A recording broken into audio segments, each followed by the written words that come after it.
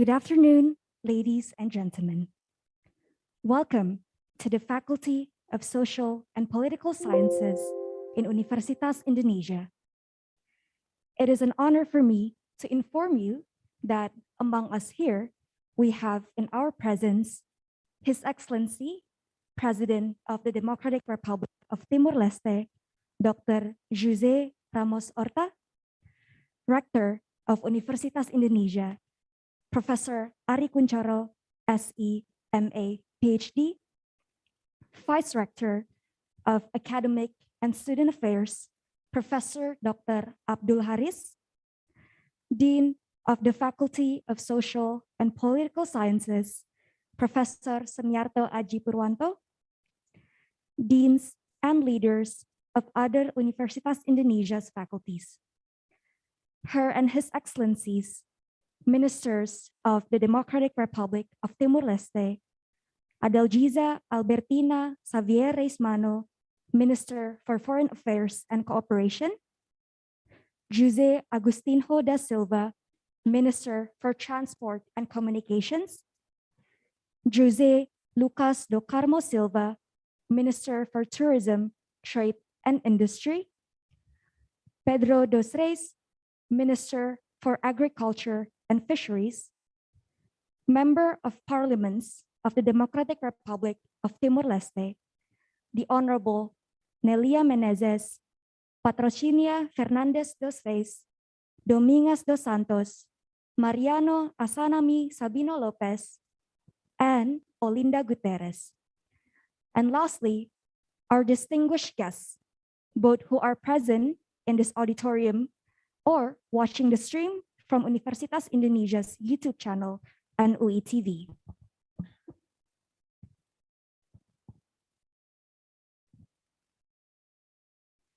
First of all, let me introduce myself. My name is Quinta Alaya Emirsha. I am an international relations undergraduate student from this faculty, and I will be the master of ceremony for today's event. Before we proceed, I would like to kindly ask all attendees to please silence your mobile phones during this public lecture event. Distinguished guests, as neighbors, the bilateral relations between Timor-Leste and Indonesia have persistently improved and will continue to be nurtured in the upcoming times. Therefore, today, we will obtain views on the development of Timor-Leste and insights about the nation's engagement with the global world. Our agenda today is as follows. First, we will hear the welcoming remarks from the Dean of the Faculty of Social and Political Sciences. Second, we will hear another welcoming remarks from the Rector of Universitas Indonesia. Third, we will listen to the public lecture by His Excellency President Jose Ramos-Horta, which includes a question and answer session. And lastly, for the closing, there will be a giving of a token of appreciation and a photo session. To begin the function, as the host of this public lecture, the Dean of the Faculty of Social and Political Sciences will deliver the first welcoming speech. To Professor Semiarto Aji Purwanto, the podium is yours.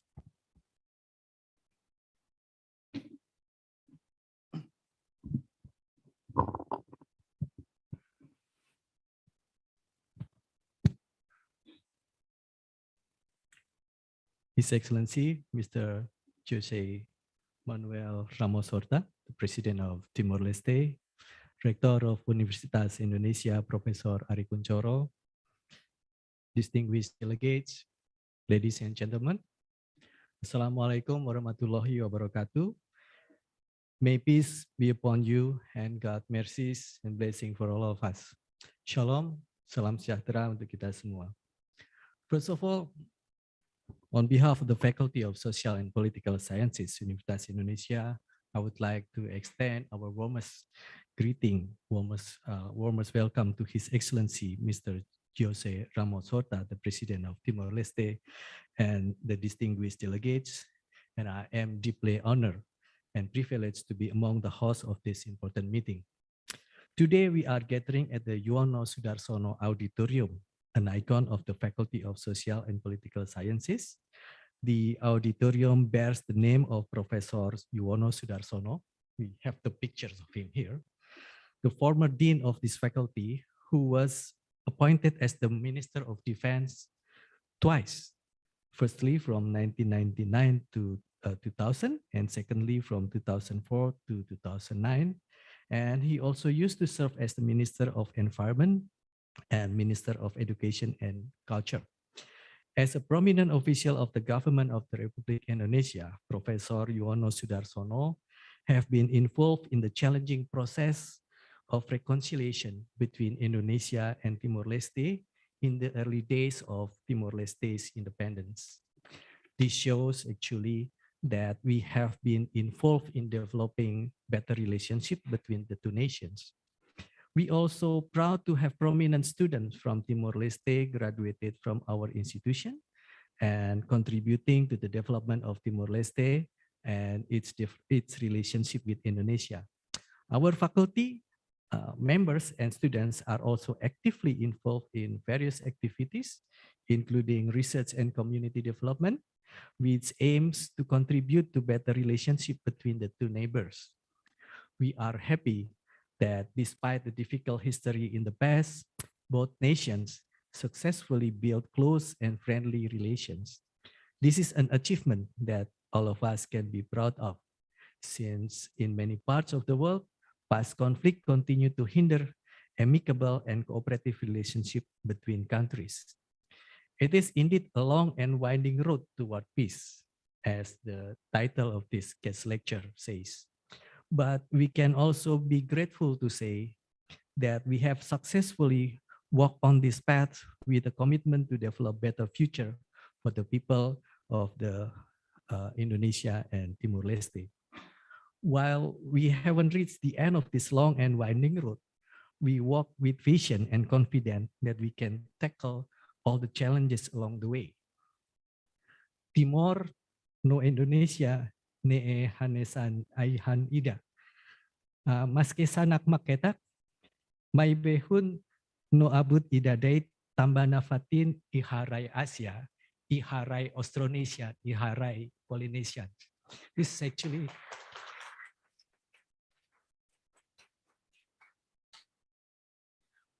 this is words that I have from my Timor friends. Yeah, actually, it is said that Timor and Indonesia are like trees.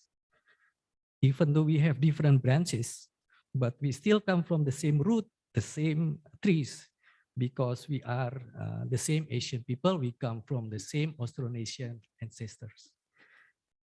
This vision and confidence have bear impressive result for Timor-Leste. This Asia's newest nation successfully developed a vibrant democracy. In terms of social development, Timor-Leste has climbed up more than 50 places in the 2019 United Nations Human Development Index, HDI, only in less than 20 years. It was even higher than some of the older countries in the region of Southeast Asia. At the same time, immense challenges in the different fronts remain. To overcome the challenges along the way and opening the path for better future for the people of both nations, I do believe that cooperation between Indonesia and Timor-Leste is essential. As a leading education and research institution in Indonesia, the Faculty of Social and Political Sciences is ready to contribute to these processes. We have 7 departments in this faculty. For social sciences, we have sociology, anthropology, criminology, and social welfare. And there are 2 departments for political sciences, namely political science and international relations. And in addition, we also have a strong department of communication science. And the faculty is confident that our experience and expertise could be useful for helping both nations to solve many social problems. At the same time, we are also looking forward to learning from the experience of Timor-Leste. In this context, we are thankful for the willingness of His Excellency Mr. Jose Ramos-Horta to share his precious insight in front of us, and we are looking forward to the lectures. Again, selamat datang di FISIP UI, Solok Bodikmai, Bem-vindo. Wassalamualaikum warahmatullahi wabarakatuh.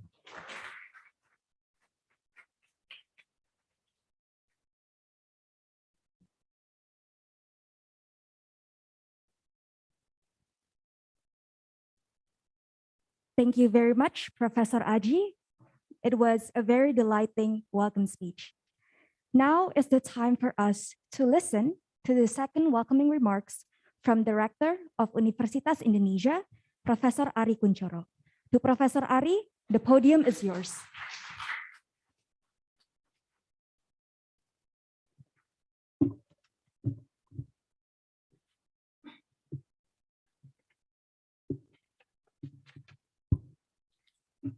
Assalamualaikum warahmatullahi wabarakatuh. Good afternoon. Salam sejahtera untuk kita semua.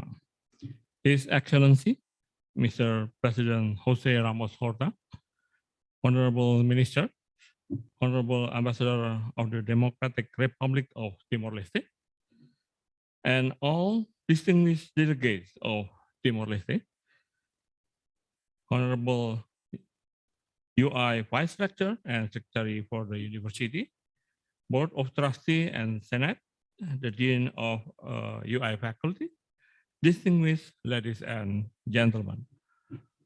First of all, I express my sincere gratitude for His Excellency President Jose Ramos-Horta and all delegates for taking the time to visit our campus to deliver public lecture. We are very pleased to welcome you all here at our Depok campus at the Faculty of Social and Political Science.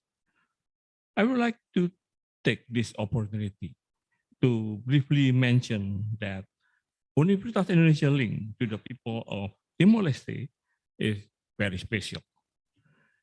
We are close in geographical proximity, which creates new opportunities, especially in the field of education.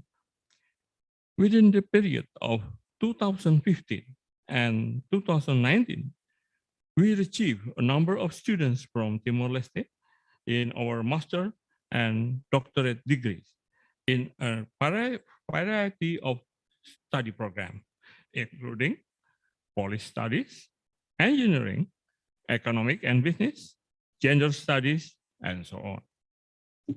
As an education institution, we are very proud that Universitas Indonesia take part in their life experience as young talent who shape the future, not only for themselves, but also to the relation between Indonesia and Timor-Leste.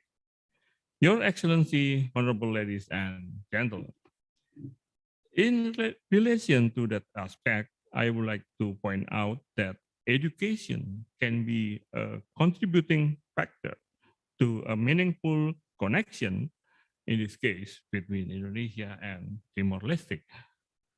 Let me take this opportunity to invite all of us here to discover more about areas where we can work together, areas that will benefit our nations from the angle of research and education, as well as cultural relations. Our faculty members are the powerhouses whose knowledge and expertise are invaluable in our endeavor. We believe that knowledge doesn't stop in the classroom. Our education and research artists to the community and the betterment of the life. For instance, during the pandemic, our researcher invented a mobile ventilator. We share our expertise with stakeholders to deliver policy brief in a wide range of issues on a regular basis, such as in governance, social, health, and security, and so on. Efforts also have been taken to address sustainability areas and renewable energy. Therefore, we invite our colleagues from Timor-Leste to conduct joint research activities with our researchers. This is because our task as higher education, Center of Research and Community Service Hub is not yet over. As the world today is facing many challenges, we must be transforming our approach in order to deliver improvement. To tackle the many global issues we are facing today, we are aiming to work our strategies in reorienting our vision into entrepreneurial university while improving capacity to maintain sustainability. This is why we believe we can swiftly navigate the future where research and innovation are robust and interconnected with all sectors.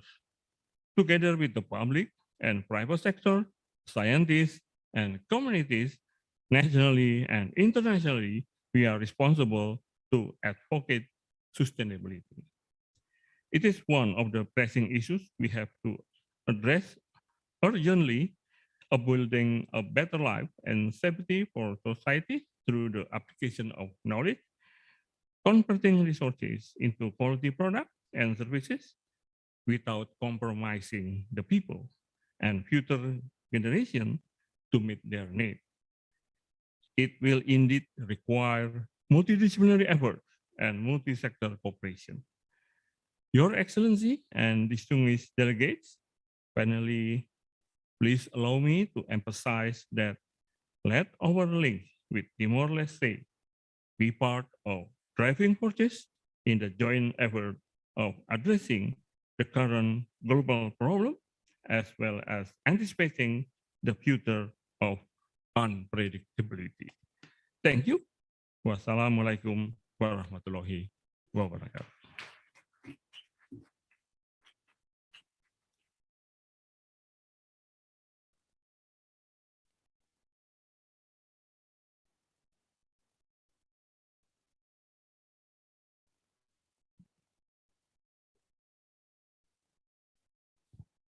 Thank you very much, Professor Ari, for the enlightening speech.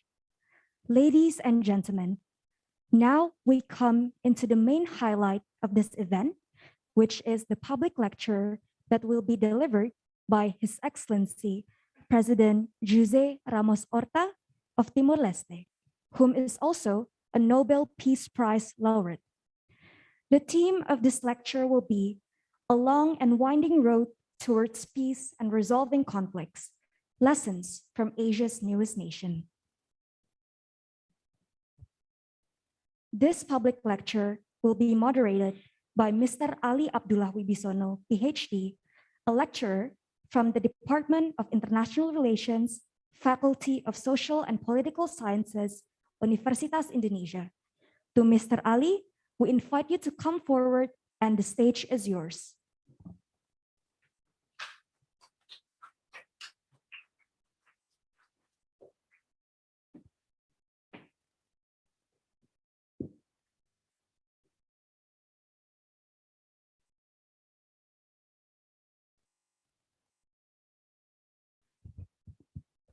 His Excellency President of Timor-Leste, Jose Ramos-Horta, the Honorable Rector of Universitas Indonesia, Professor Ari Kunchoro, Dean of the Faculty of Social and Political Sciences, Professor Semiarto Aji, all the distinguished guests and delegates, welcome to our public lecture event.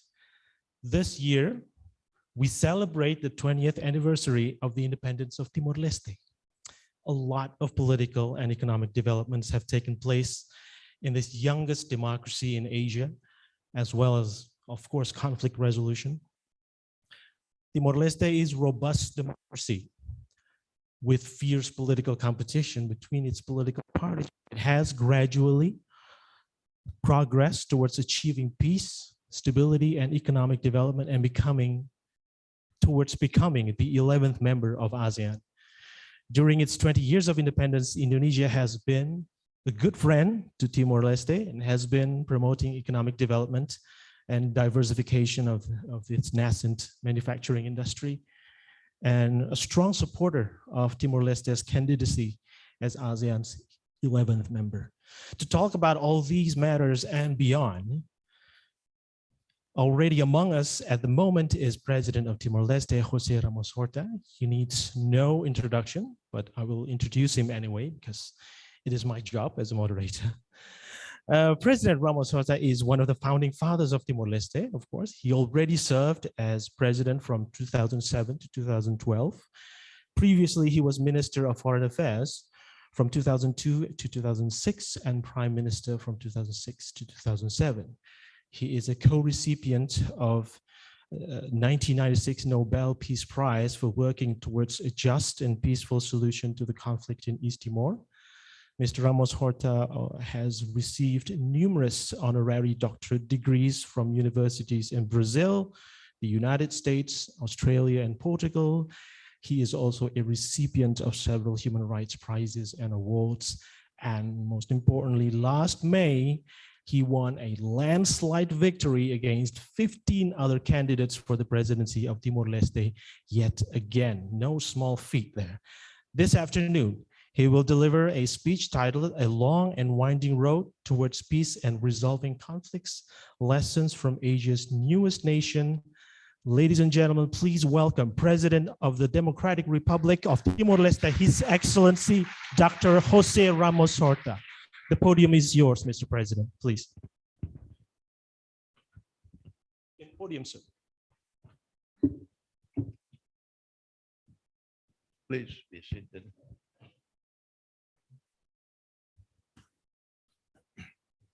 Good afternoon. Thank you for giving me the honor of being in such a great university. I have given lectures in maybe over 100 universities around the world, but in Indonesia, this is the only, I think, second time. First time in Gajah Mada, 3 years ago. And Universitat Indonesia, very famous. So it's a great honor to be here. As the protocol has mentioned, a number of my Timorese compatriots are here, and most of them studied in Indonesia. And our former Minister of Education, Dulce, she's over there. Former Foreign Minister,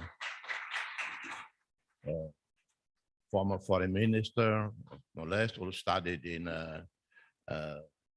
Bali, law, and then he did PhD in Canberra, ANU. Then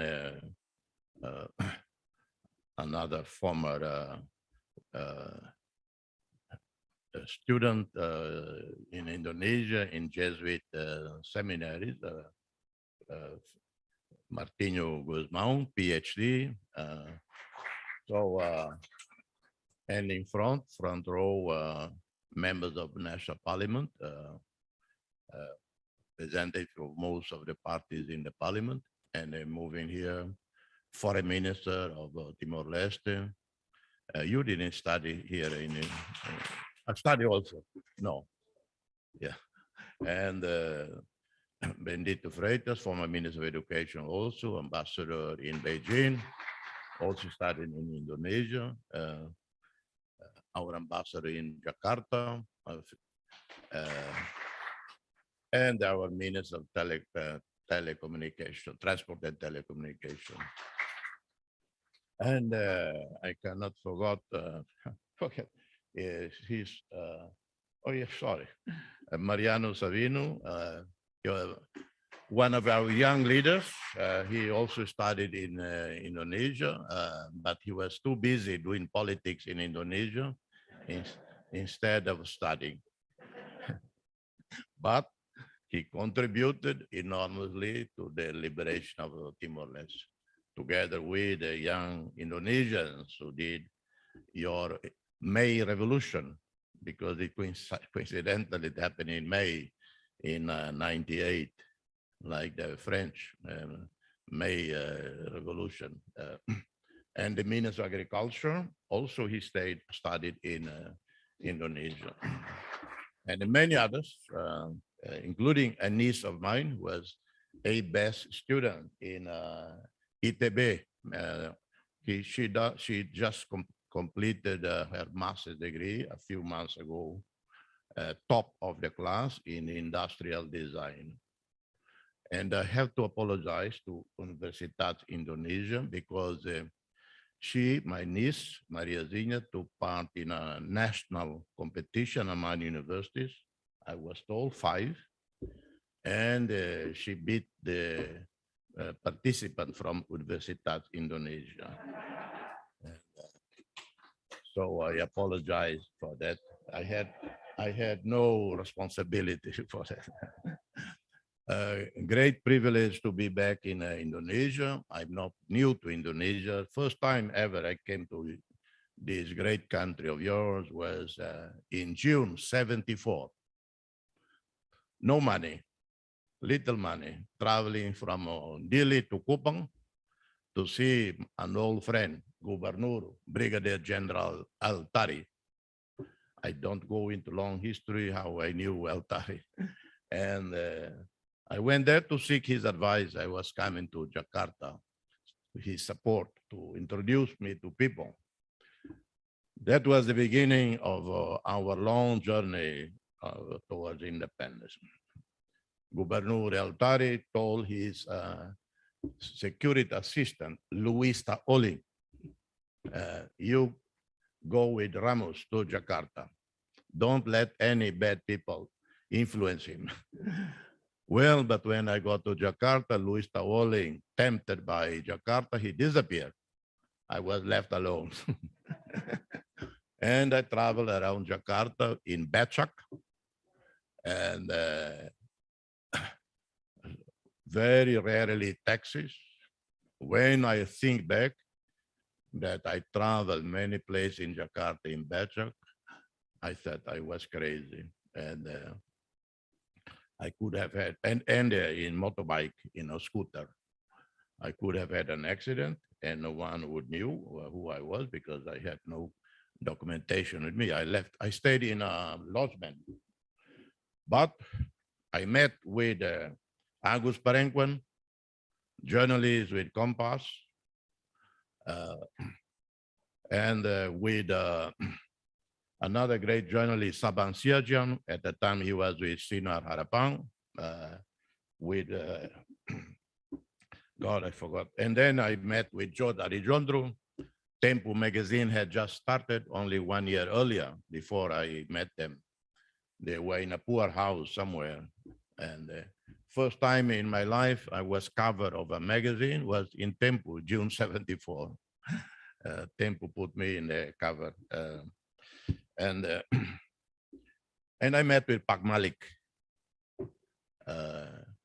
My first meet, I met him 3 times. The first meeting, I went on to his office in a scooter.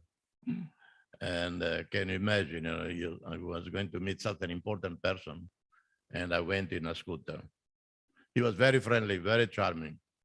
And we talked about Timor-Leste's Portuguese Timor at that time, it was known future. So my relationship with Indonesia goes back the long time. Other Timorese, more well-known than me, also had long history of a relationship with Indonesia. She also studied in Indonesia, but in a famous university called Sipinang University. He graduated summa cum laude. That Shanana Guzmao.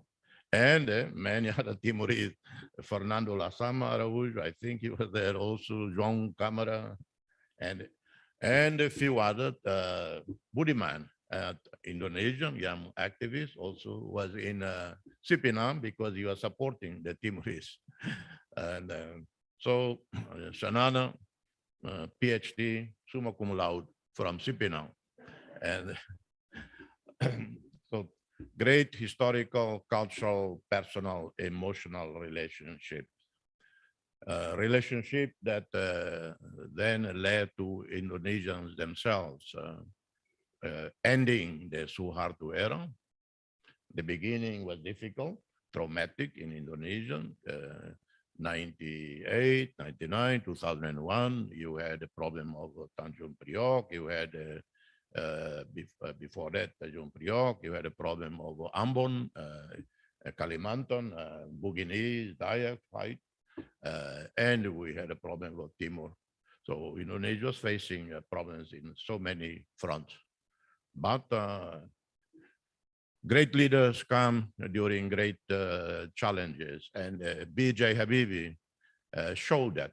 He was instrumental in carrying on with the demands of the young people, or the demands of the revolution to lead Indonesia towards democracy.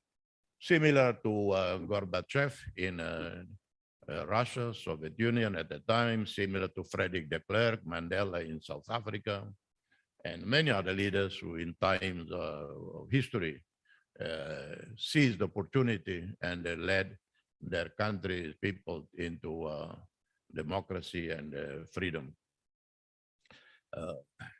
20 years later, Timor-Leste is an oasis of tranquility in a region, Southeast Asia, that has its own dramatic challenges. Setbacks in Myanmar, and serious challenges South China Sea, very dangerous. I personally think that one of the most risky areas today is South China Sea. Not a very large geographic area, but heavily militarized now, with other forces in the region and beyond trying to challenge the Chinese presence in South China Sea. So you increase military presence, fighter jets, and Navy, and so on. And conflicts happen often in history because of miscalculation or accidental firing of a missile. And then all hell can break loose. We have the challenge of the Korean Peninsula, Taiwan. Who knows how Taiwan is going to be resolved? Then you have the decades of tension between India and China, unresolved borders, Pakistan and India. And as if all the problems in the world are not enough, Yemen, Syria, never ending, Afghanistan, never ending, then Russia invaded Ukraine. A few weeks before, I gave a talk, Zoom talk, with a number of military, diplomatic, political strategies in Europe, in the US, and I was asked a question about Ukraine. Russia had already amassed more than 100,000 troops surrounding Ukraine. And I said, I do not believe he is going to invade Ukraine. He is playing brinkmanship. Brinkmanship is a tactic used by whatever power that threaten to go to the brink, but that do not actually walk over the brink, in the expectation, in the hope or calculation that the other side will be scared enough and back down. Well, the other side, Ukraine, Western European countries, the United States, they didn't blink. So Putin had a choice: retreat, lose face, or attack Ukraine. So I said at the time, the problem with brinkmanship is that sometimes you go to the abyss because the other side is not going to blink. And this is what happened. So we have this devastating war that impacting on us, impacting on Timor-Leste. On Timor-Leste, how we impact? Usually I go to some small shops in Dili, like most Timorese, you buy Bimol. Everybody buy Bimol in Timor-Leste. And I go to buy that to give to some poor families in different parts of the city, of the country. I buy it myself. I enjoy going to the shop. And I remember buying 5 liters for $4.60. And after the Ukraine war, the price skyrocketed to $13, $14, $15. Now it came back down to $11. It should have come down much more, but the vendors, the commerçants, the traders, well, they got used to. They like the idea of selling for $15, for $14, $13. They are not going to bring down further down. So the price might stay on there. But that shows how Indonesia changed from the nightmares of the post-Suharto era to such an important global player, whereby Pakistan, Bangladesh, all over Europe, the Germans, the Latin Americans, all pleading with President Jokowi, please allow cooking oil to their country. As I read that, I saw the extraordinary transformation just through that particular example. And Timor-Leste came a long way, along with Indonesia. Indonesia became a dynamic democracy. I have to apologize in comparing with Timor-Leste, according to Freedom House in Washington and the Economist, Timor-Leste is #1 democracy in Southeast Asia, Indonesia #2. And of course, some cynics, when I mentioned Timor-Leste is #1 democracy, someone said, well, with those kind of neighbors, you have it not difficult to be #1. Or when I said we are #1, someone again with sense of humor, and who is #2? And I said, state secret, I'm not commenting.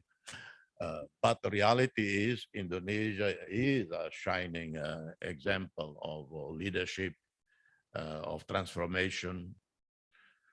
No accident that it is chairing as G20, everybody converging from around the world. And I commend the leadership of President Jokowi in going to Ukraine and Russia. He's the only global leader who has been to both countries in conflict. Some go only to Ukraine to lend support to Ukraine, others go only to Moscow. And so President Jokowi is from distance, is able to, so far, to engage at least the two sides in dialogue. How far it will go, one doesn't know, because the road towards peace, resolving conflict is a long, winding one. There is rarely a straight line.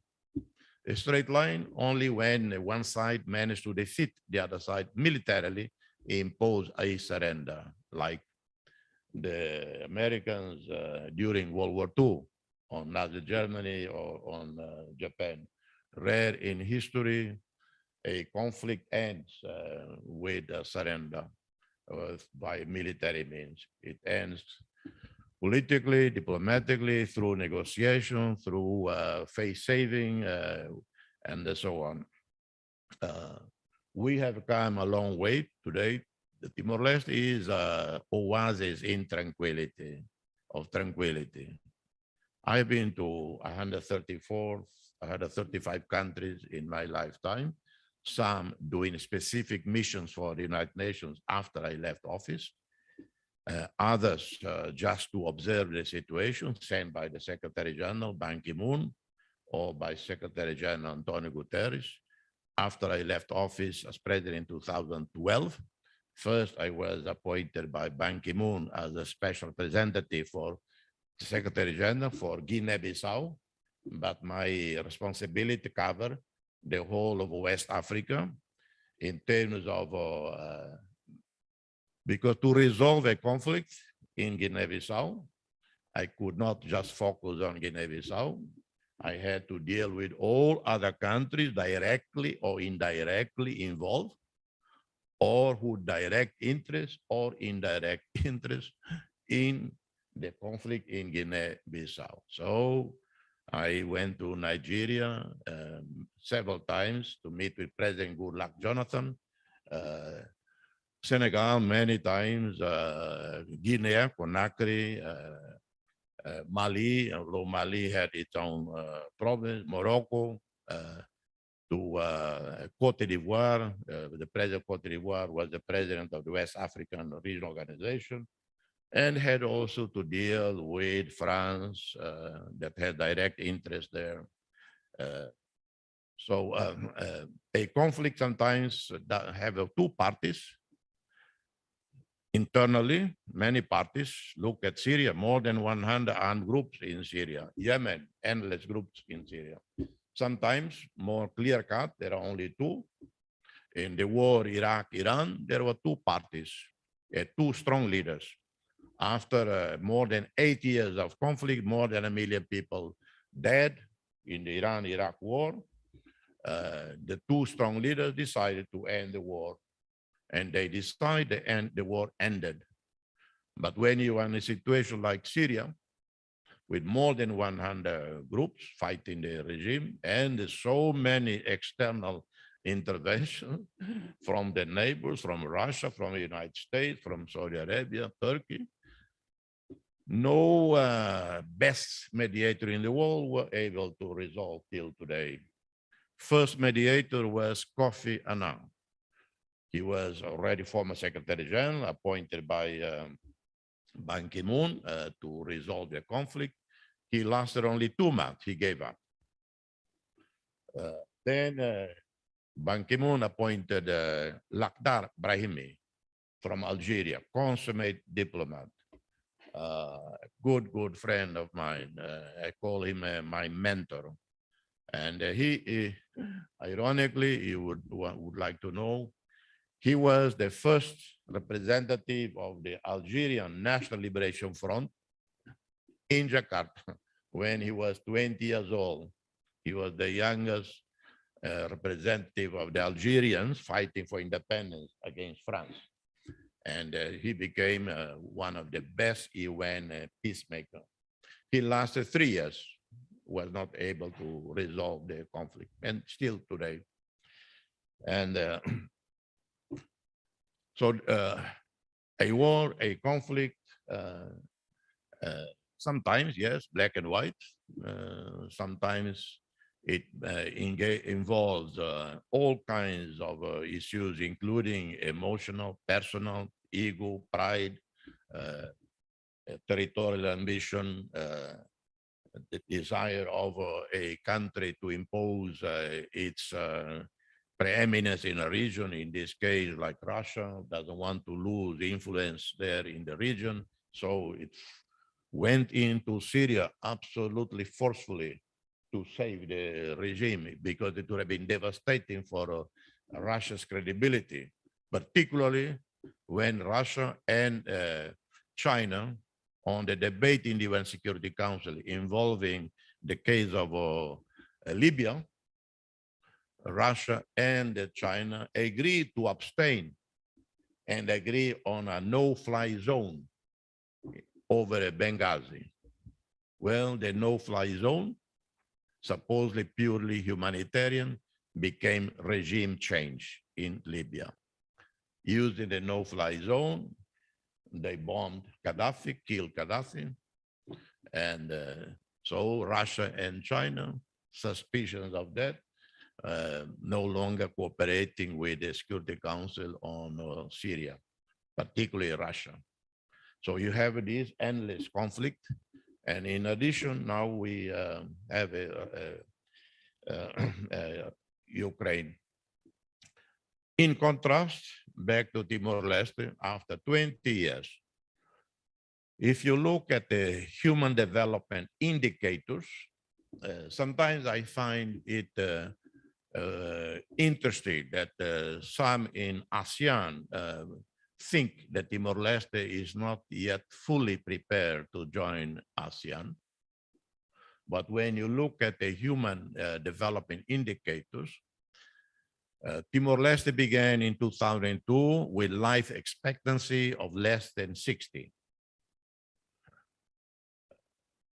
Today, life expectancy of a Timorese, a woman, 71.6.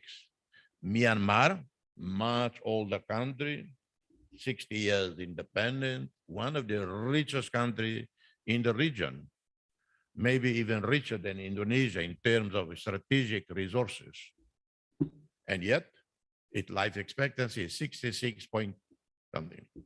In terms of doctors, ratio of doctors, according to WHO, Timor-Leste has a 0.8 per 1,000 people. Myanmar has 0.7.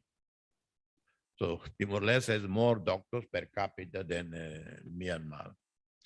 We have a functioning democracy. In 20 years, we never miss one single day of our constitutionally mandated electoral times.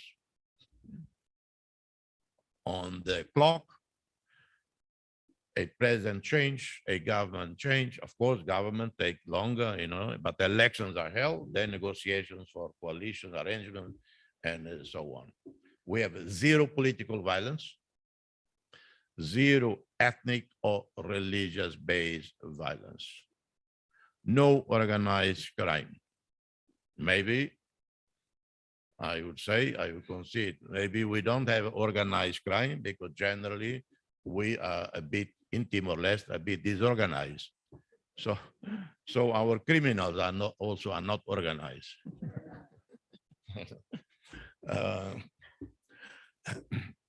There was someone I know in Timor-Leste. He's from Hong Kong. He came to Timor-Leste, bought laptops and everything to set up an office. 2 days later, his office was robbed.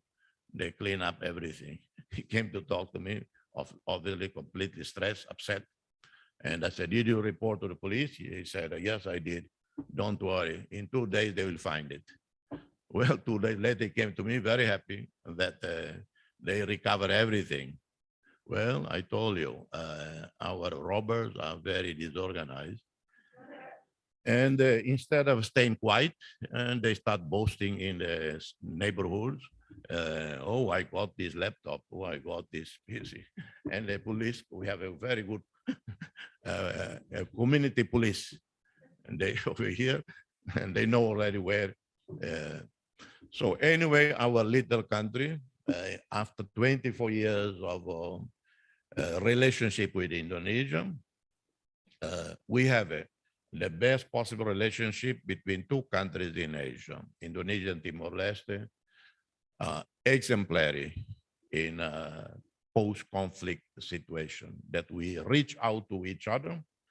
And Indonesia has shown even greater.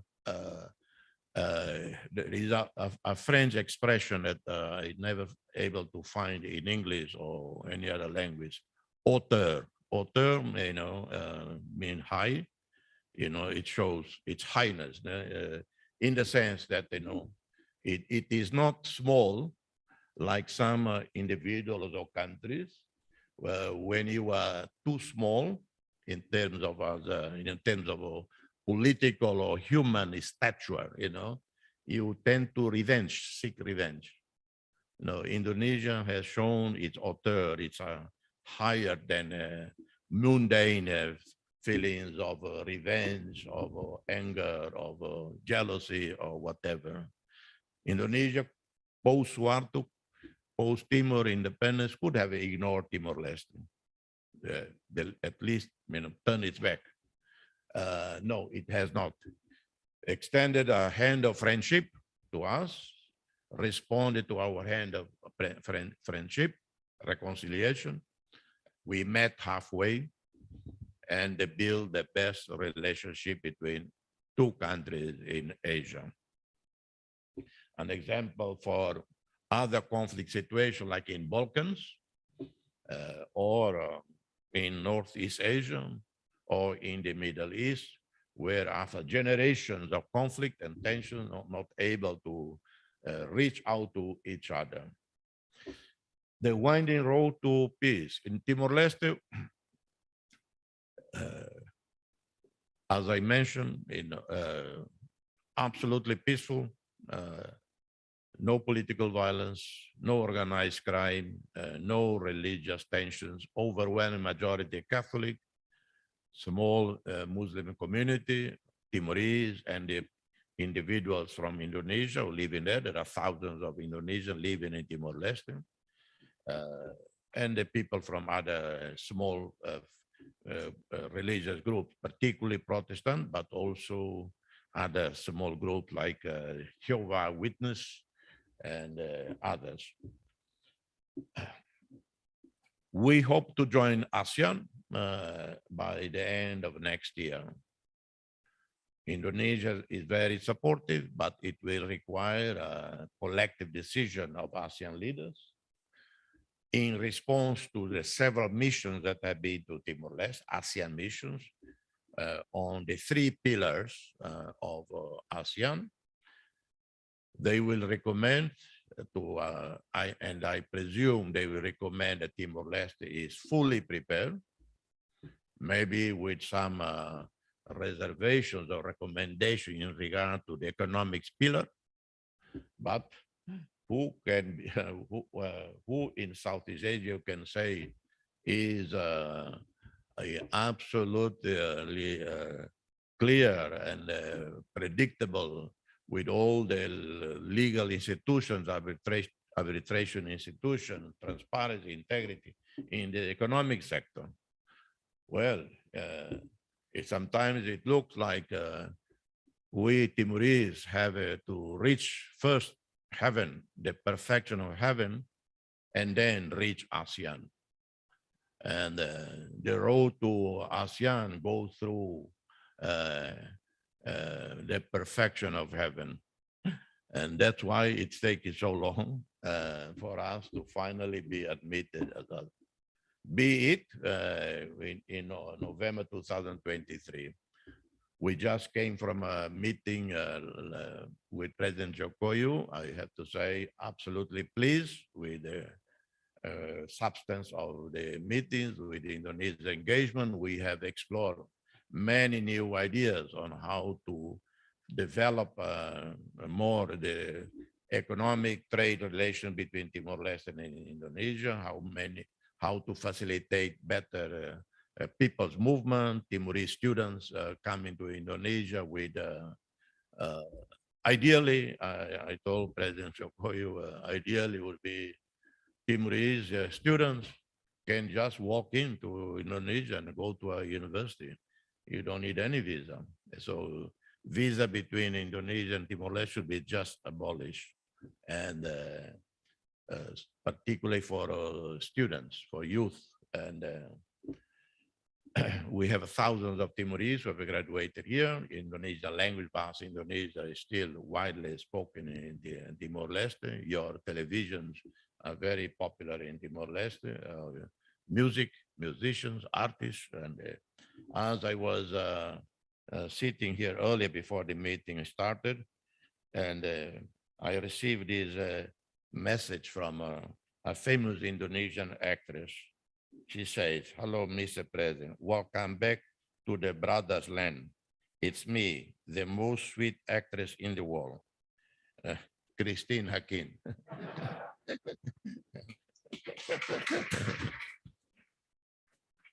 And one purpose of me being here with you today, and besides my state visit, I would like to see every 3 months, every 6 months, a group delegation of Indonesian academics, intellectuals, writers, artists, movie stars,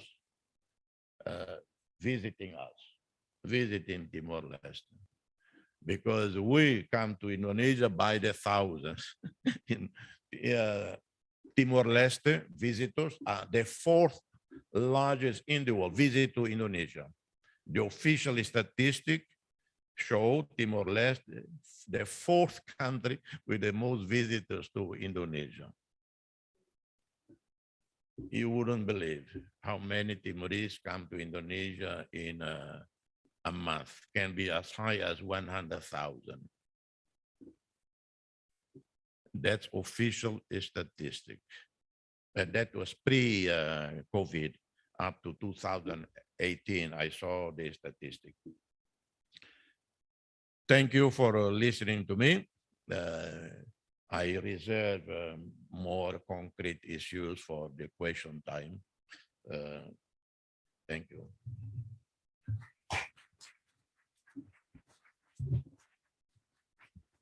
Thank you, Mr. President.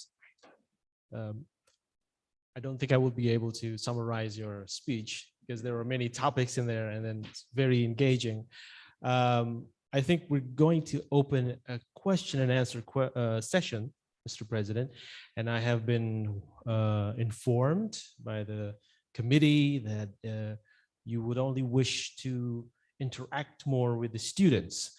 And so I apologize, but I will only give opportunity to students.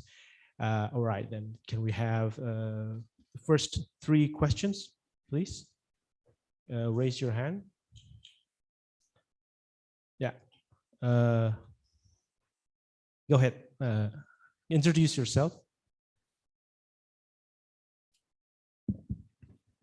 Good afternoon, Mr. President. Thank you very much for the opportunity. My name is Kenzi. I'm a political science student from University of Indonesia, and it's very glad to have you here. My question would be, as we know, one way to resolve conflict is to join forces with like-minded nations in a civilized manner to discuss common issues and find common solutions, which of course brings us in this context to the issue that you have mentioned earlier, which is Timor's application to join ASEAN. I'm sure many of us Indonesians would happily and warmly welcome you into our ASEAN family, but unfortunately there are still some people out there who are opposed to the idea. Now, we would like to know, Mr. President, how would you plan to convince those who are opposed to the idea that Timor's joining ASEAN is the right step to benefit not only just Timor, but also regional peace and security? Thank you very much. Thank you, Kenzi. What department are you from? I'm from political science. Oh, political science. So much, you're yeah. undergraduate student from political science. All right. Can we have the next question, please? So we have first three questions, sir. Go ahead.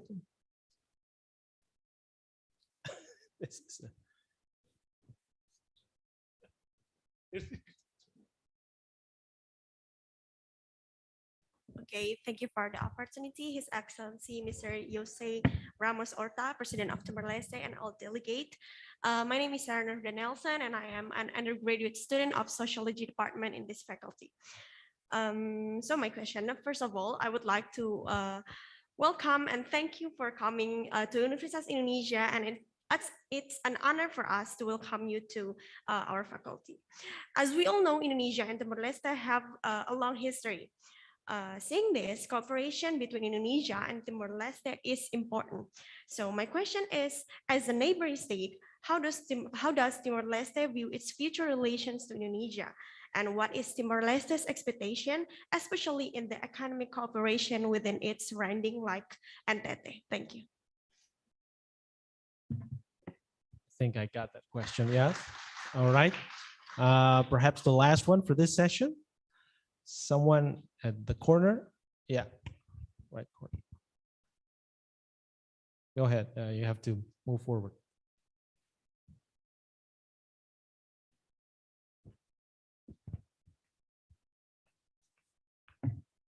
Thank you so much, Your Excellencies, Mr. President Ramos-Horta. My name is Fadil. I'm a postgraduate international relations in the University of Indonesia. I have a simple question now. But first of all, I want to say happy anniversary for Timor-Leste. And my question is for security. Like we know, the last of 20th century is a big challenge for third world country or periphery country in the world. Economic crisis, economic collapse, new countries born in Asia. And then, like we know, after the pandemic happens, that's changed all of the situations, even that impacted for human rights, that impact for all of the aspect on this all of the board.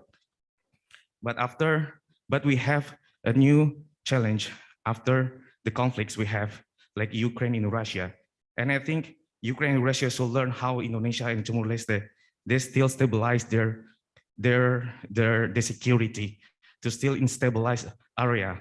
And I think how the Timor-Leste see the AUKUS as the new idea to protect our regions from any threats from out of this region, and how Timor-Leste see the foreigner actors like the superpower countries to contribute to protect either in Timor-Leste or in Indonesia. I think that's my question. Thank you so much.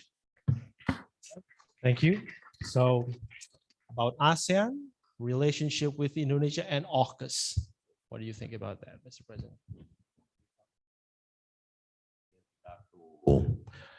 Those who have some reservation or skepticism about Timor-Leste joining ASEAN, one reservation is Timor-Leste inability for lack of financial economic resources, for lack of human resources, to live up to the responsibilities as a member of ASEAN.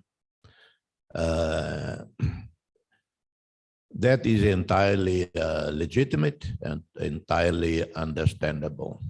Yes, of course, 10 years ago, Timor-Leste was far more fragile, very weak in our state institutions and so on. We are all animated, motivated, but being motivated is not enough. The reality was, yes, we did have a very severe problems of qualified human resources, a very weak civil administration, judiciary, a new parliamentary system, new government, new defense force, new police force, all of that, which is normal in a country that came just out of a conflict.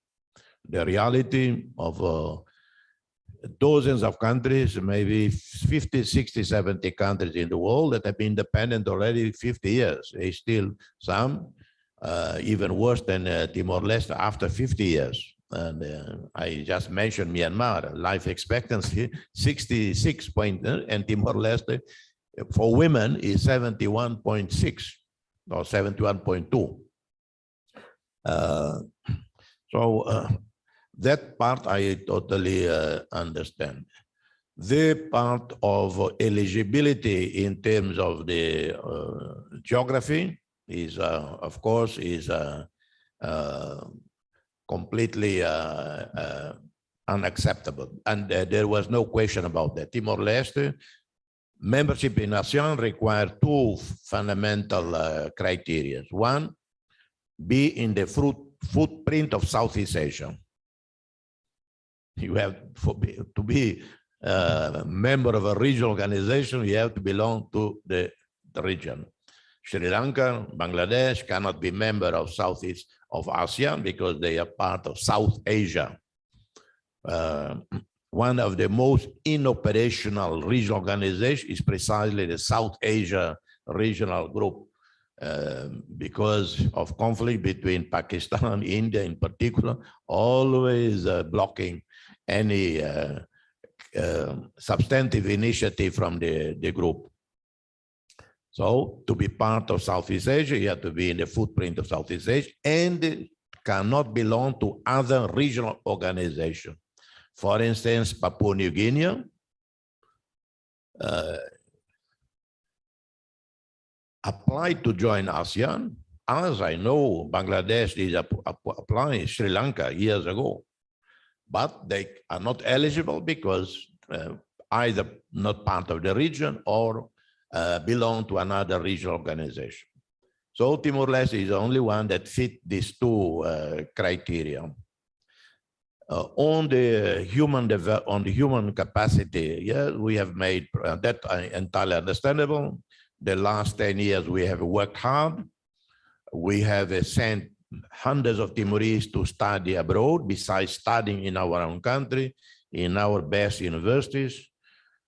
A scholarship program that was set up by our government, Mr. Shanana Guzman's government at that time, beginning 2007, 2008, called Human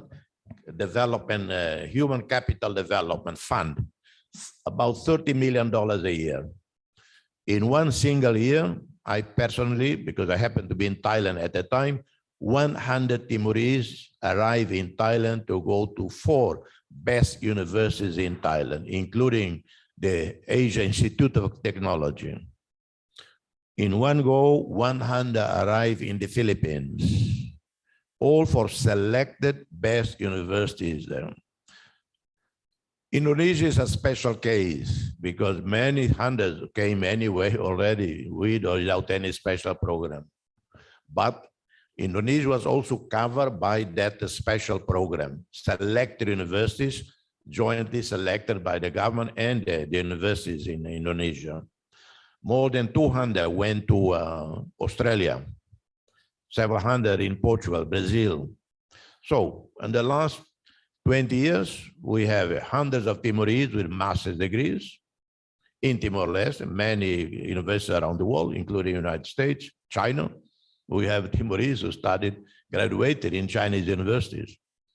Young Timorese are very good with languages. 6 months, 1 year, enough to study, to understand Mandarin, to join even a medical school in China.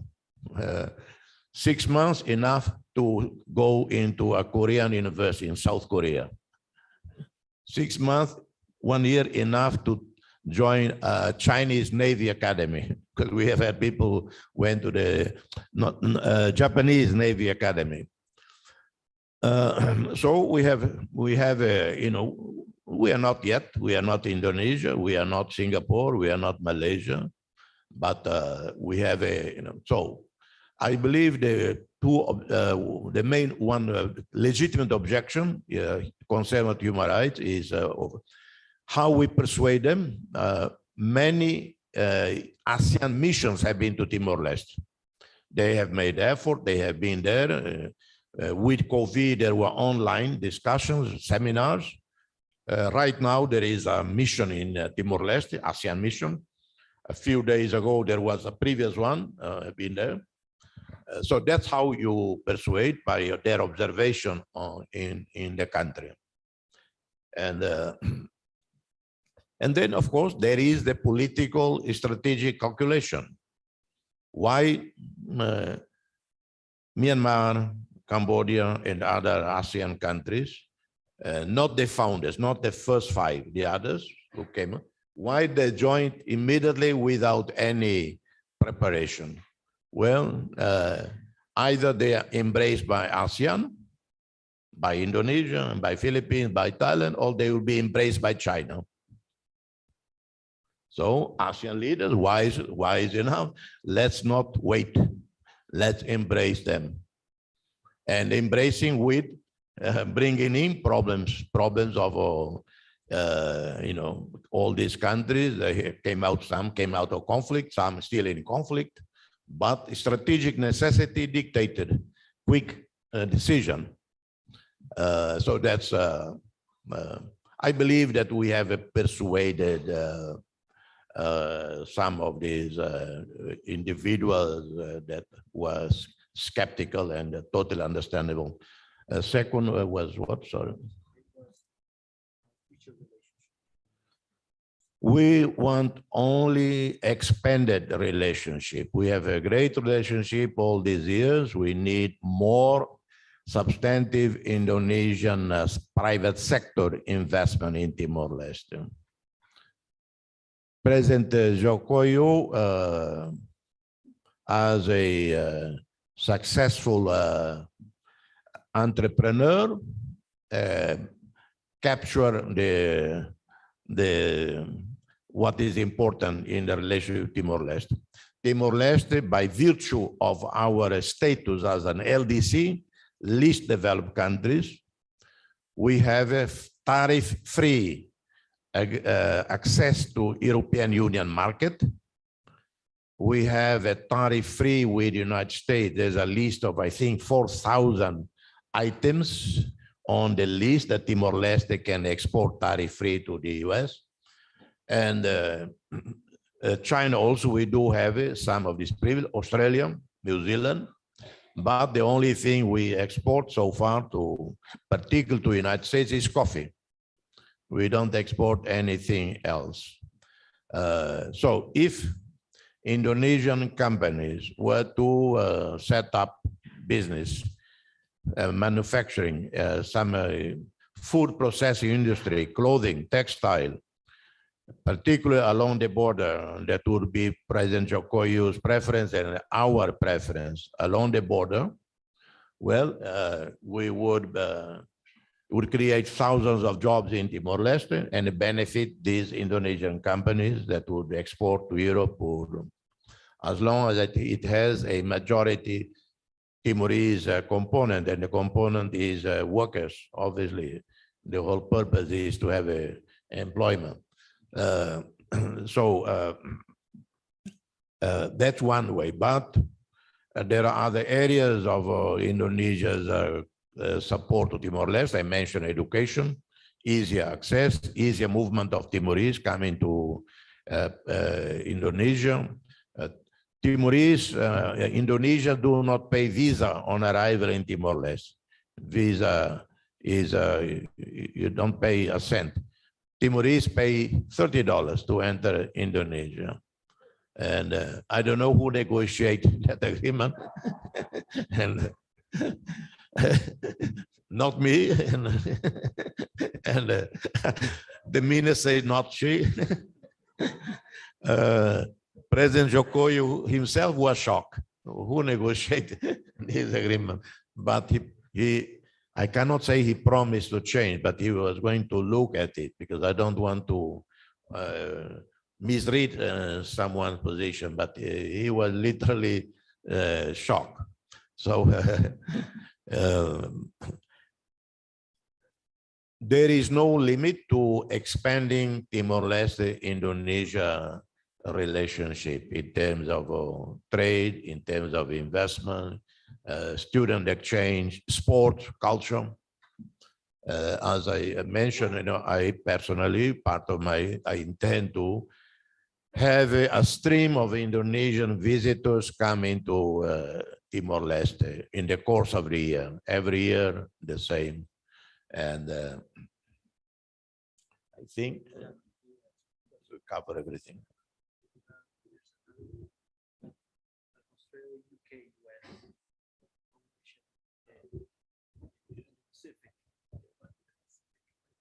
Yeah, the Indo-Pacific became a new geographic or strategic concept.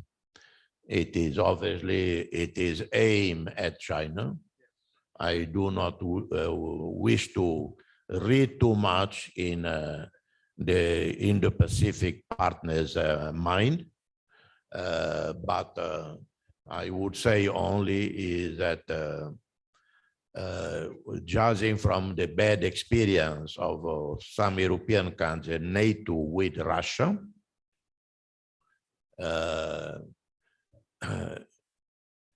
better to work with China, and China also has to understand and work with its neighbors. A superpower, a country that wishes to be a superpower, a legitimate superpower, and China is economic, financial superpower, a military superpower, although not yet of the dimension of the United States, but it is. Well, it has also to learn from history that empires, superpowers also melt, collapse. in the face of rejection by its own people, rejection by neighbors. So it is China that has to, rather than thinking, and I'm not saying they're thinking, but rather than thinking about hard power, better approach his relationship with his neighbors and the world through soft power diplomacy. Yes, it is entitled to a navy, strong an army as it wishes to protect the sea routes, because becoming a big international trader, why UK dominated England, dominated the seas, why United States? To protect its vast overseas trade empire. So it's natural.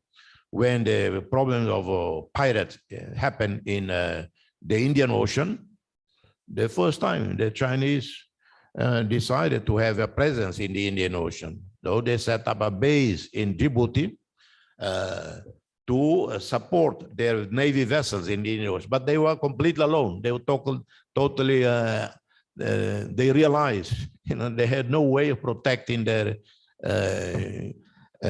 thousands of the Chinese ships that go to Africa, Latin America, trade back and forth. And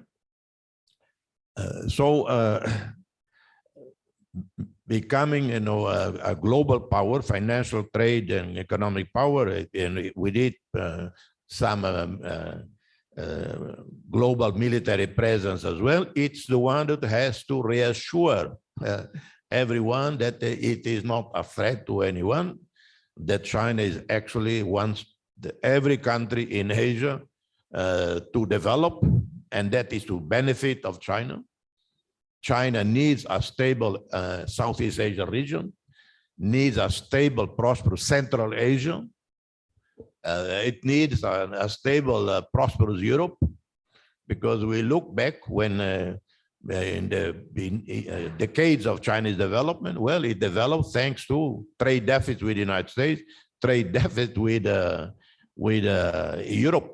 The only reverse situation was China had deficits with ASEAN countries. ASEAN countries exported more to China than imported during those years. So, and we have the problem in South China Sea. Well, it is a situation that China cannot win under international law. It cannot try to reinvent international law. It cannot. Each of us, coastal state, is entitled to territorial waters, contiguous zone, and EEZ, exclusive economic zone, 200 miles, and when it overlaps, median line, and no more.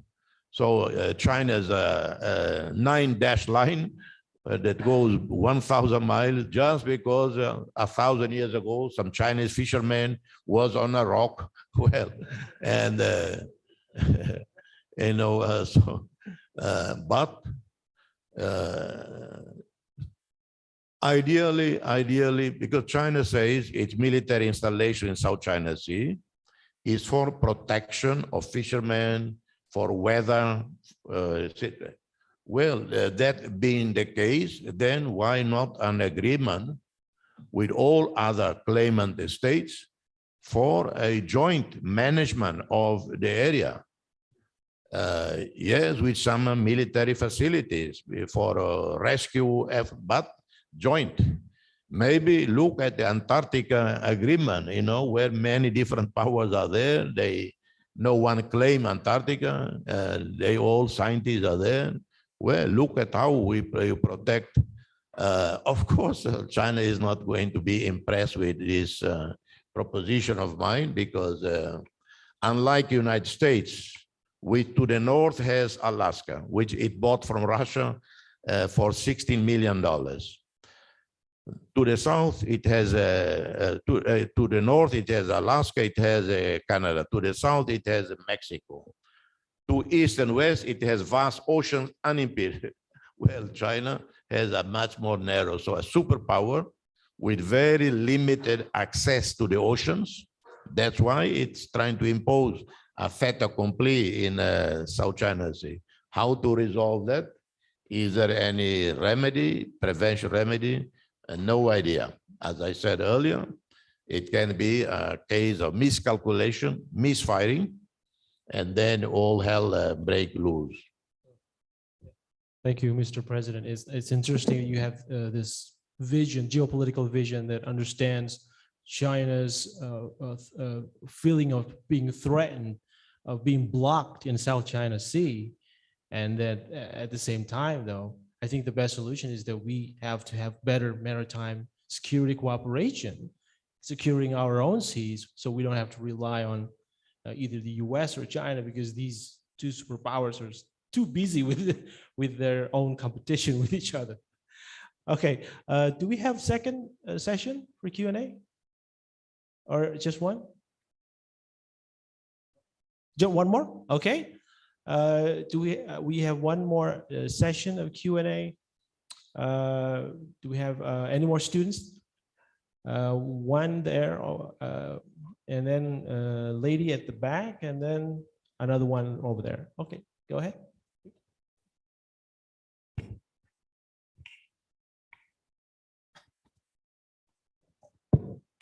Thank you, Mr. President. Thank you for your coming to our university. I'm Afid. I'm from student of international relations. If I'm not mistaken, that this is your first visiting to abroad after your second presidency. So why, Mr. President, you choose Indonesia as your first agenda, your first international political agenda after you were inaugurated as a president in May for your second presidency, and how important is Indonesia to Timor-Leste and to your presidency right now, and in what aspects of that? Thank you.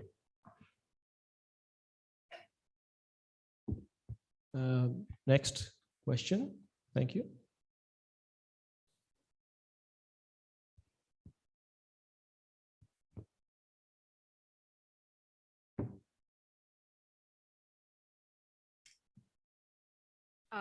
Good afternoon, Your Excellency and distinguished guests and honorable audience. My name is Indira. I'm from the Department of Criminology of this faculty. My question is simple. As a Nobel Peace Prize laureate, how does Your Excellency measure peace? Earlier, you mentioned that the lack of organized crime in Timor-Leste, lack of ethnic conflicts and war were mentioned as measure of peace. However, we cannot deny that there are still class and gender conflicts, both in Timor-Leste and sadly in Indonesia as well. Despite current measures, these two problems are still prevalent in both of our countries. Like, does Your Excellency and the current government of Timor-Leste have a working plan to eradicate both class and gender conflicts, such as violence against women in Timor-Leste? Thank you.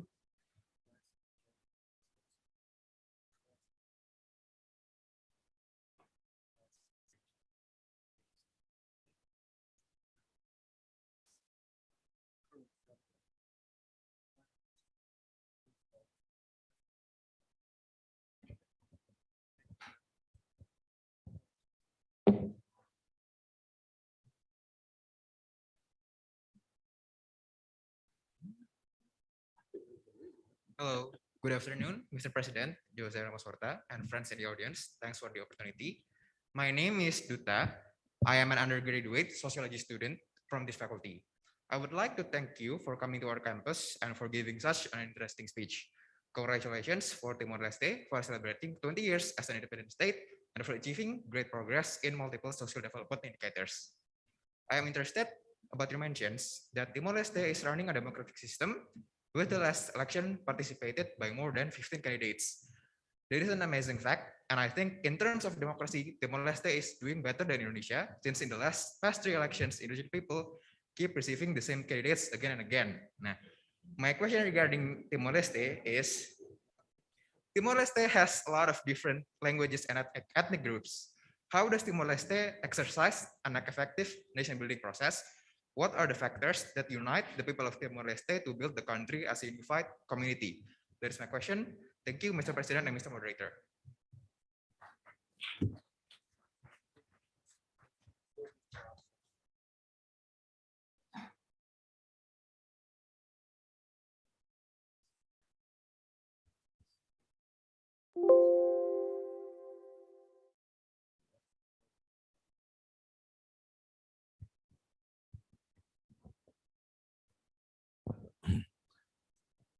Well, in the relation to the first statement question about the gender and the class violence, no?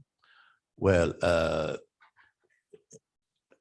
I presume you refer to domestic violence, violence against women. Yes, it is widespread based on the data done by many institutions like UNICEF and others. To combat that, already 10 years ago, the parliament passed and a law was promulgated that domestic violence is a public crime, so subjected to courts and not to family resolutions or whatever.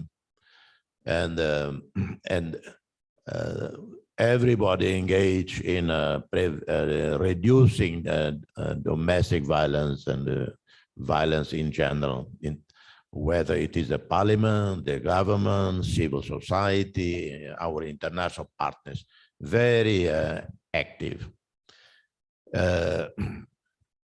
Gender inequality, and there are some aspects to it that I do not agree much with some of the international studies done.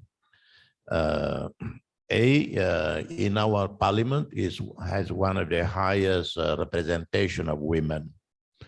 And while some parliaments in the world, democratic, so-called democratic parliaments, have a very little say, the executive is really in charge.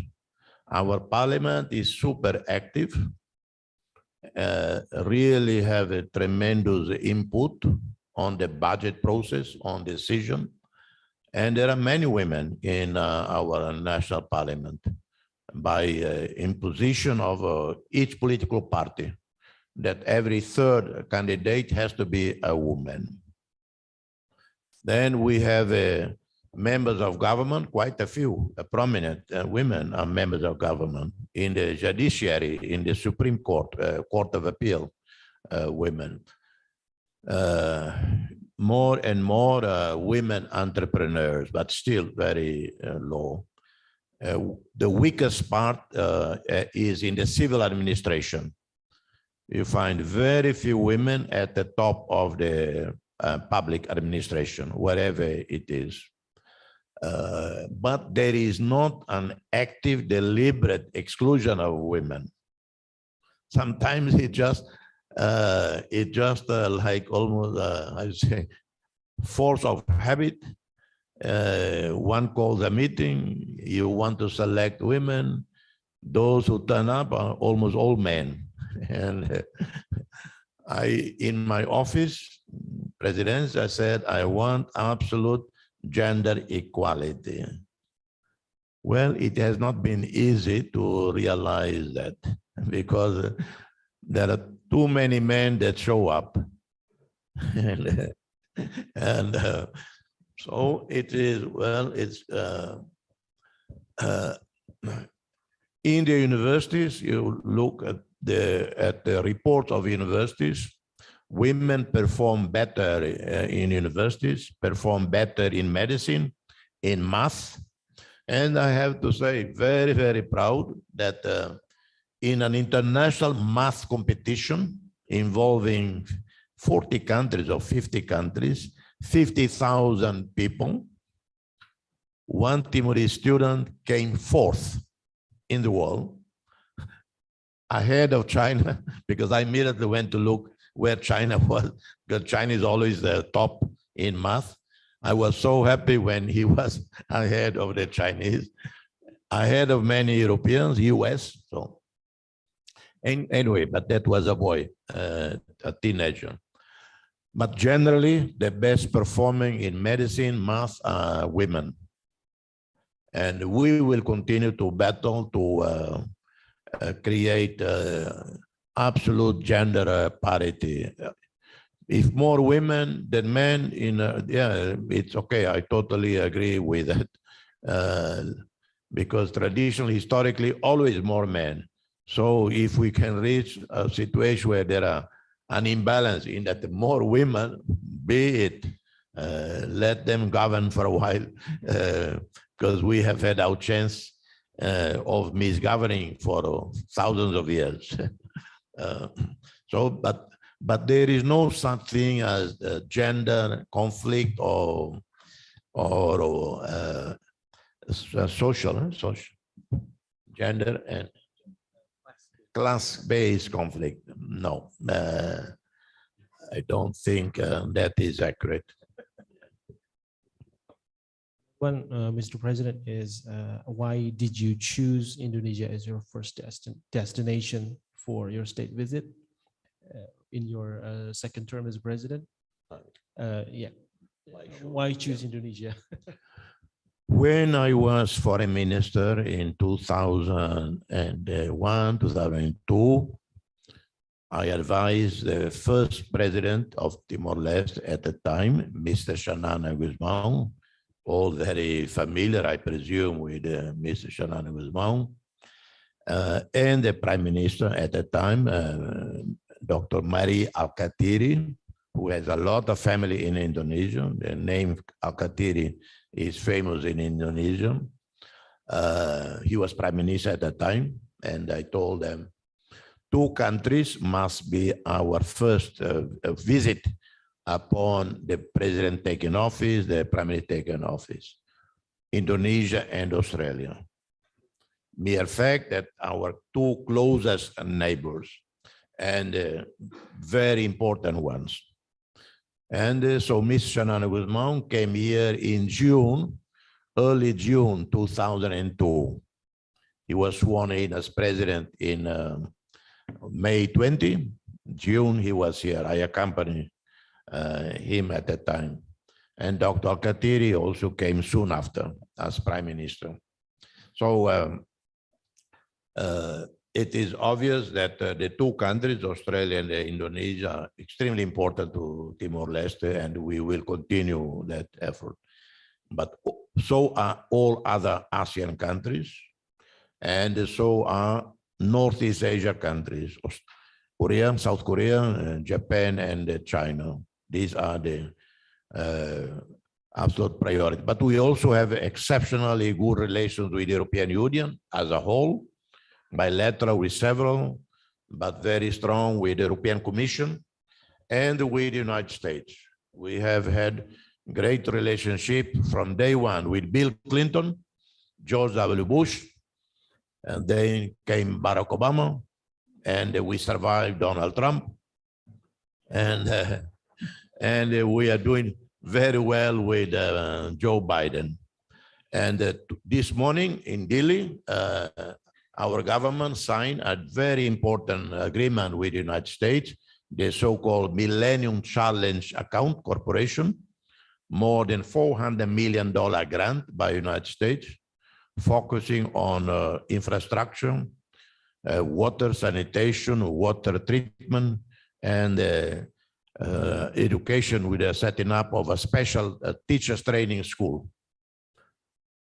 And in the next 2-3 years, Timor-Leste is going to have one of the fastest internet in the world. We have a submarine cable coming from Port Hedland, Australia, one submarine cable coming from Alor, and one from Atambua to Motahain, Motahain to Batu Gade, and so 3 or 4 different connectivities that connect us. We have a new port, international port, container port that will be inaugurated in November. The Americans are rebuilding our old airport in Baucau, an international standard airport. The US is rebuilding, separate from the current agreement. And the government also has committed funding with some support from Japan for renovating, expanding the Delhi International Airport. So the next few years will be tremendous economic activity in Timor-Leste. And that will And I have to say, I have visited many of our departments like Central Bank, Ministry of Finance, the port. There are many women engineers there. Some of the briefings I have received come from women top Timorese economists, scientists, and so on.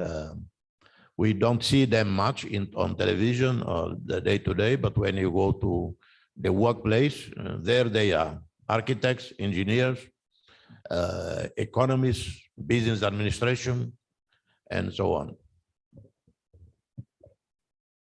Thank you, Mr. President. Actually, there's one last question from that session. It was what was the most challenging aspect of nation building and state building in East Timor, in Timor-Leste, given that there are multiple ethnicities, probably different approaches, and religion? Sorry, forgot. When we started in 2002, we had to do a number of, undertake a number of initiatives simultaneously. Everything was urgent. Everything was a priority. One was healing of the wounds of the society, national reconciliation. That was one of the greatest success of our leadership. And when I say our, and maybe I exclude myself, I say our mean my colleagues, my compatriots, not only the political leaders, but civil society, religious groups, traditional leaders, everybody involved in that. After the conflict, with so many Timorese involved in the conflict, it was not black and white. It was not so simple to say all the violence in one side. No, it was,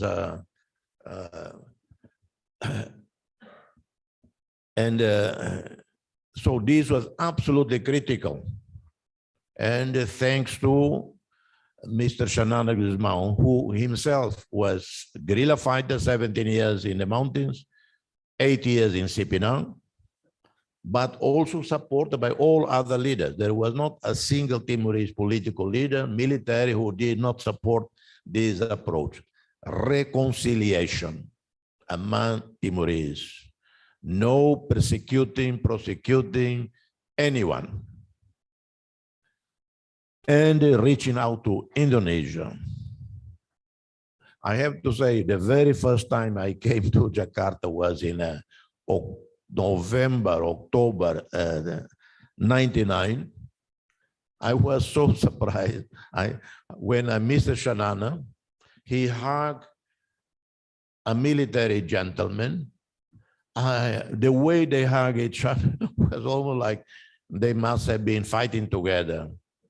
And, you know, as in same trench. And then when I asked, who is this general? You just, oh, he was the one who captured me. And he was hugging everybody. And I have to say, I was a bit confused. You know? Adam Damiri was there, Kiki Sianakri was there, everybody. So this tremendous capacity, vision of Mr. Xanana, but he was not alone. He was supported by Mr. Alkatiri, Mr. Luolo, Taumat, all the fighters. No, and this is, and the church, this is the road. This was condition, sine qua non condition to create the first basis of peace and to enable us to work on the institutions of the state that did not exist. When, how to start the judiciary, public administration, a functioning civil service, with whom, you know, a police force, an army, transition from few hundred guerrilla fighters with experience of fighters in the mountains to a modern professional army, etc., etc. Well, it has not been easy, and the process continuing. But it is our consolation and pride is that in the midst of all these fragilities, some setbacks, we have been able to allow our people, create conditions for our people to vote according to the Constitution every 5 years. Now democracy, the last year, extended all the way down to village level. We created the municipalities and local authority, local government. So these are the institutions of the state building that we talk about. And this is a long-term process. It will take much longer before we say our institutions are solid. There are no going to be any threat to these institutions. We are now in the process of creating the Supreme Court. We started only with the district court and the Court of Appeal. The Court of Appeal does everything. It does the work of a Supreme Court. It does the work of an administrative court, of an administrative tribunal, looking at accounts, auditing, and so on. And we are supposed to now, under Constitution, create Supreme Court. Well, the question is how, with who? We are going to bring experienced judges from the Court of Appeal.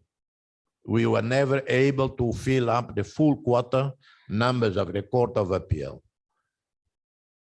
Well, if we are going to bring up the Court of Appeal members to the Supreme Court, who is going to the Court of Appeal?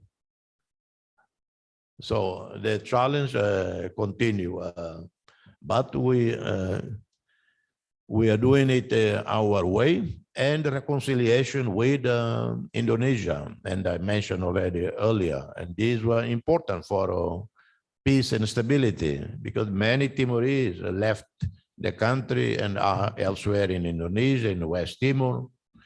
We did not allow anyone to feel that they were defeated.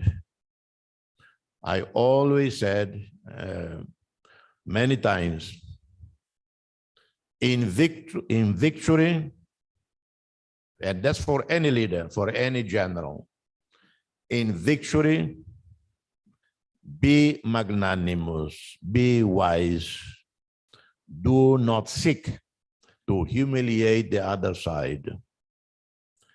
If he or she is on his or her knees, hold him and raise him up. Invite him or her to join in the new enterprise of building the country, building a new future. Some political leaders, wherever they are, I have witnessed it. Instead of a middle extending a hand of friendship, greet the other side, they start all kinds of abuse on the other side. I witnessed it with my own eyes, my own ears, even in Southeast Asia. I was on an election night somewhere in one capital of Southeast Asia. I was there in election night when the then Prime Minister was re-elected. God, instead of making a conciliatory speech, he started abusing the other side. Well, 2 years later, he was ousted. And he hasn't been back in the country since then. So that's what, at least my philosophy, at least that's what I tell people around the world. So that I hope I answered the question. Thank you, Mr. President. Very, very inspiring thoughts from you about reconciliation and peace building. Do we have another session, or is it that? Okay. Okay, I think we have come at the end of our public lecture. We are very grateful to have you here, Dr. Jose Ramos-Horta. We have learned a lot about perseverance in nation building and state building, also your visions about geopolitics and the future of Indonesia and Timor-Leste relationship. Also, of course, membership in ASEAN. I think there were still hurdles along the way with members that are still not in agreement, but I think Indonesia is confident that we can convince these states to support your candidacy. Okay. I think I would like to close this session. I would like to hand over the session to the MC. Thank you.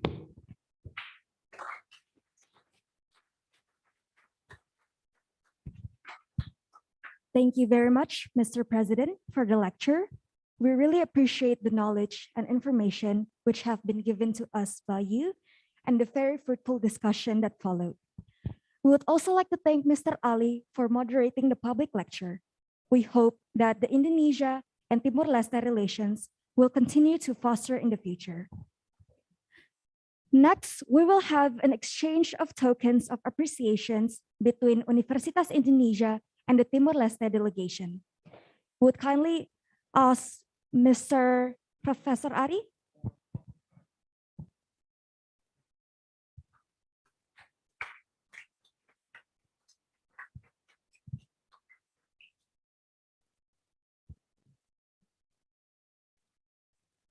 Thank you, Professor Ari. Next, we will ask Professor Aji to kindly give the next token.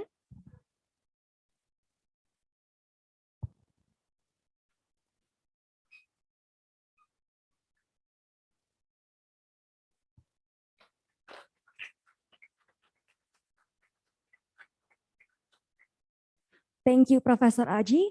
Also, there will be a token of appreciation given by His Excellency Mr. President to Universitas Indonesia. We kindly invite Mr. Razimero to come forward with the placard.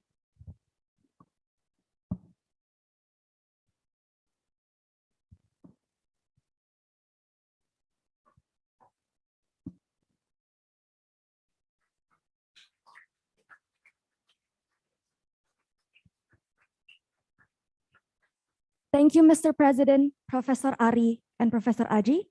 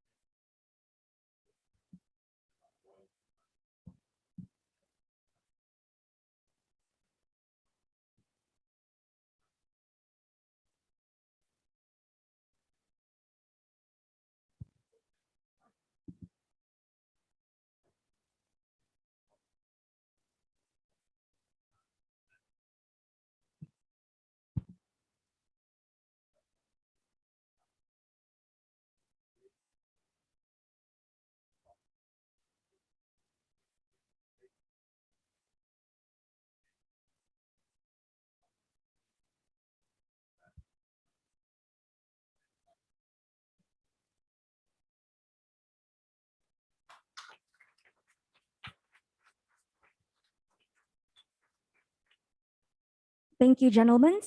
Kindly remain in place because next we will have a photo session.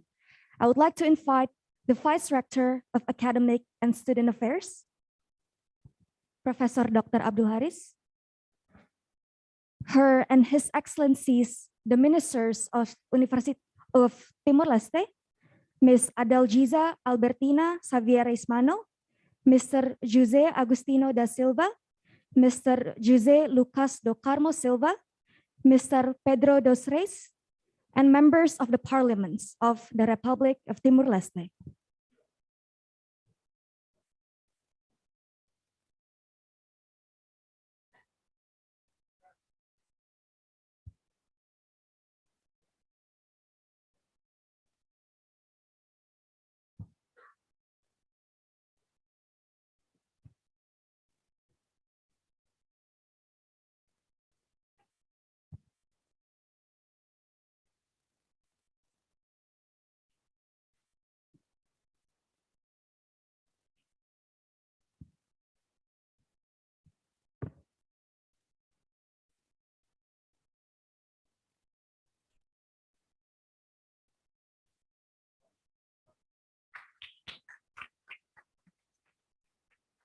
Thank you very much, Mr. President, professors, doctors, her, and His Excellencies. You may retreat to your seats now.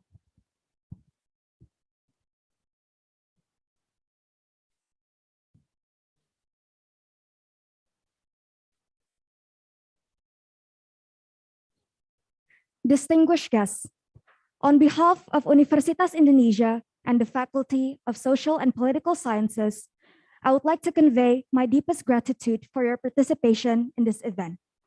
Have a safe trip back home, and may we always be healthy during these trying times.